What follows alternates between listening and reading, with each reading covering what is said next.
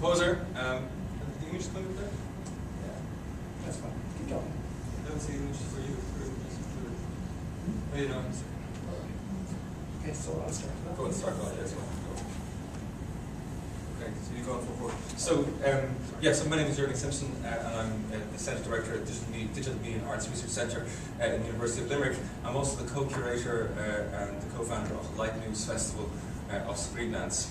So, I want to talk today about something which actually emerged out of something that we programmed, myself and my co-curator very richly programmed into the Light News Festival of Screenlands. And in a way, a lot of you have been talking about design. I'm not a designer as such, but this designed edition influenced sort of thinking post Limerick 2014 City of Culture.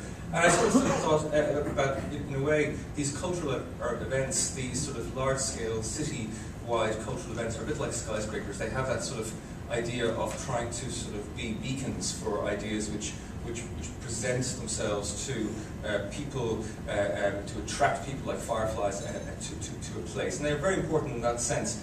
And in a way, so this idea of mass culture making is in a way, has the same sort of kind of resonance as architectural large-scale buildings sometimes can have. So this is something which is very evident as well when you look at sort of this, if you look at City of Cultures, if you look at Biennales, if you look at World Fairs, you find that this attractiveness often comes about through this mass idea of attracting people in. Now, one of the problems that I sort of felt in this context was, and it's something which has been raised again and again, is how do we account for the impact of these things? How do we account for culture? And one of the problems here is, of course, that invariably it's difficult to actually do an audit on culture. And so invariably we place emphasis on headcounts, we place emphasis on financial reward, we place emphasis on things that are quite direct and quite tangible. One of the people who went against this idea, or sort of placed a counter-argument, was John Holden, who was reacting to Tessa Jarrell's 2004 question, which she instigated, which was how going beyond targets can we best capture and value culture. And he proposed this idea of the cultural value triangle, in which intrinsic value, instrumental value, and institutional value are kind of hierarchical, put into a hierarchy.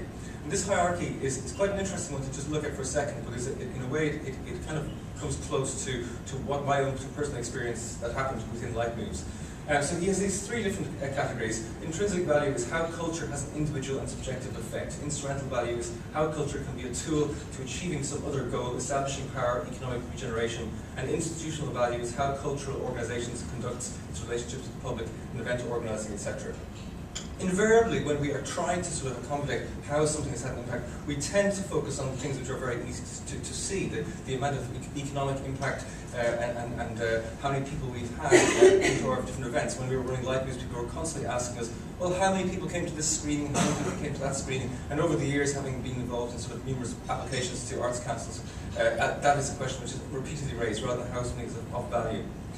So we do want to have long queues, we do want to have audiences coming through the doors, we do want to have this through flow, and it's very, very important that we communicate and we engage with public when we're organising large scale or even small scale events.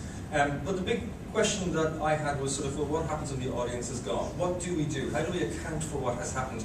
And how do we sort of react to it? How do we sort of speak of it afterwards? Do we account for it in the sense that, well, we had big audiences, which is invariably the metric that's used, or it was written up in many different places. But in a way, this is a problem for me post Light News.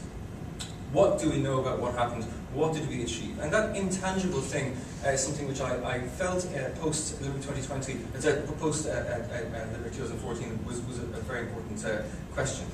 We did something very, very interesting, and I think perhaps even initially quite silly. We invited a senior curator to come and actually at the end of our 4-day festival to actually criticise us publicly. Which is a funny thing to do. In fact, we didn't realise until after sort of 5 minutes into starting it that we had basically let this quite established curator, Guido Vigoro, sort of basically take us apart.